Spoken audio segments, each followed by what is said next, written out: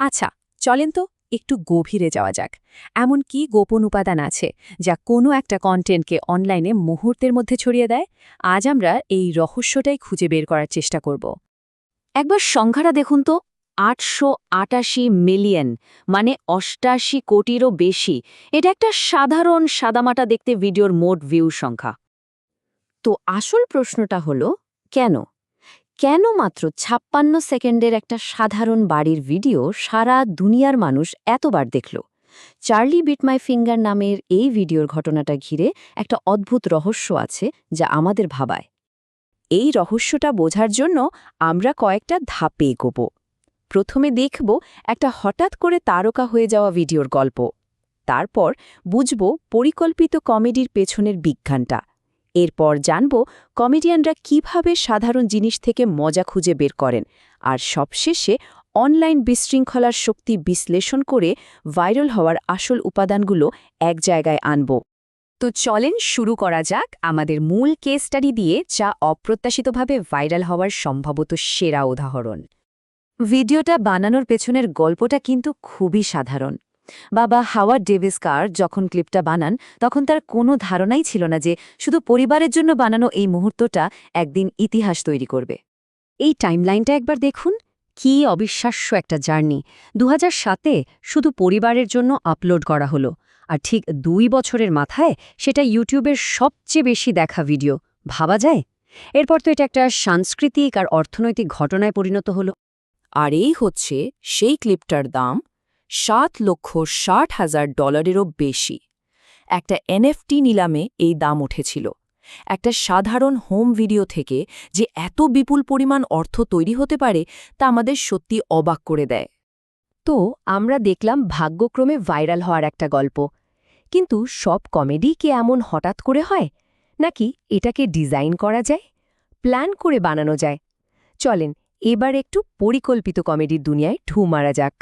Sketch কমেডির একটা খুব কমন টেকনিক হলো এসকেলেশন। মানে কি? মানে হলো একটা সাধারণ পরিস্থিতি দিয়ে শুরু হবে, কিন্তু চরিত্রগুলো একে অপরকে ঠেক্কা দিতে গিয়ে ব্যাপারটাকে এমন উদ্ভট পর্যায়ে নিয়ে যাবে যে না হেসে উপায় থাকবে না। যেমন ফোর ইয়র্কশায়ার মেন স্কেচে ঠিক এটাই হয়। এই ব্যাপারটা কিন্তু অনেক বিখ্যাত স্কেচে ব্যবহার করা হয়। যেমন ধরুন হুজ অন ফার্স্টের কথা। এখানে শুধু প্লেয়ারদের নাম নিয়ে শব্দের খেলাটাই এমন কনফিউশন তৈরি করে যে মাথা ঘুরে যায়। আবার মোর কাউবেলে একটা অদ্ভুত চরিত্র এসে পুরো পরিস্থিতিটাই ওলটপালট করে দেয়। কিংবা সাবস্টিটিউট টিচার, যেখানে সাধারণ ভুল বোঝাবুঝি থেকেই চরম হাসির একটা অবস্থা তৈরি হয়। মানে এই সবই কিন্তু নিখুঁতভাবে ডিজাইন করা কমেডি।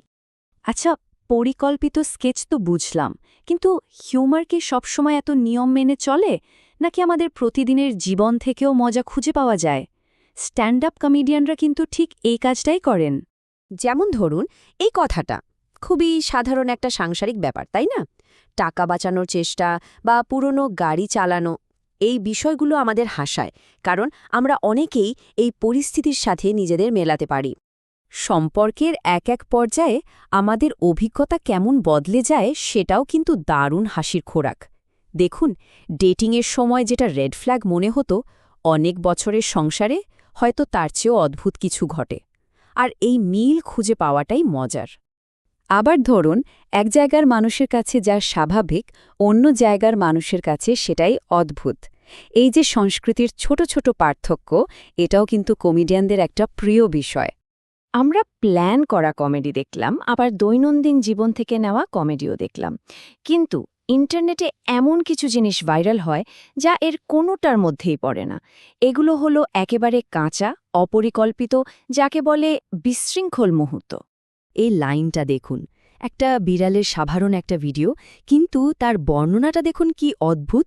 এই বর্ণনাটাই পুরো ব্যাপারটাকে অন্য লেভেলে নিয়ে গেছে, আর এটাই এর মজা। কিংবা এই ছোট শিশুটার কথা ভাবুন, ওর মুখের সরল অভিব্যক্তি আর কথা বলার ভঙ্গি, এখানে কোনো স্ক্রিপ্ট নেই, কোনো পরিকল্পনা নেই, আছে শুধু এক নিখাদ মুহূর্ত, আর এটাই আমাদের হাসায়। আর অনেক সময় এই বিশৃঙ্খল মুহূর্তগুলোর উপর একটা সাধারণ মজার কমেন্ট্রি যথেষ্ট। যেমন এখানে বিড়ালের অদ্ভুত কাণ্ড কারখানার একটাই সহজ ব্যাখ্যা, আমার ধারণাও আসলে বোকা, ব্যাস এটুকুই হাসার জন্য যথেষ্ট। তো আমরা চার্লি থেকে শুরু করে স্কেচ কমেডি, স্ট্যান্ড আপ আর ইন্টারনেট মিম পর্যন্ত ঘুরলাম। এখন প্রশ্ন হলো, এই সব কিছুর মধ্যে কমন কি? কি সেই উপাদান যা একটা জিনিসকে ভাইরাল করে তোলে? সব মিলিয়ে দেখলে মূলত 3টা জিনিস সামনে আসে। প্রথমটা হলো বাস্তবতা বা অথেন্টিসিটি, মানে জিনিসটা দেখে যেন আসল মনে হয়। দ্বিতীয়টা হলো সম্পর্কযুক্ততা বা রিলেটেবিলিটি, মানে দেখে যেন মনে হয় আরে এটা তো আমার সাথেও হয়। আর শেষটা হলো অপ্রত্যাশিত মোড় বা সারপ্রাইজ, যা আমাদের একেবারে চমকে দেয়। এই 4টা যদি দেখে তাহলে বোঝা যায় যে এই 3টা উপাদানের মিশ্রণেই ভাইরাল হওয়ার সম্ভাবনা তৈরি হয়। তবে খেয়াল করুন, বাস্তবতা বা অথেন্টিসিটির ভাগটাই কিন্তু সবচেয়ে বেশি। তাহলে শেষ পর্যন্ত প্রশ্নটা কি দাঁড়ালো? এই যে এত প্রোডাকশন, এত পরিকল্পনার যুগ, সেখানে হয়তো ভাইরাল হওয়ার সবচেয়ে সহজ আর শক্তিশালী উপায়টা হলো একদম আসল থাকা, খাঁটি থাকা। ব্যাপারটা কিন্তু ভাবার মতো, তাই না?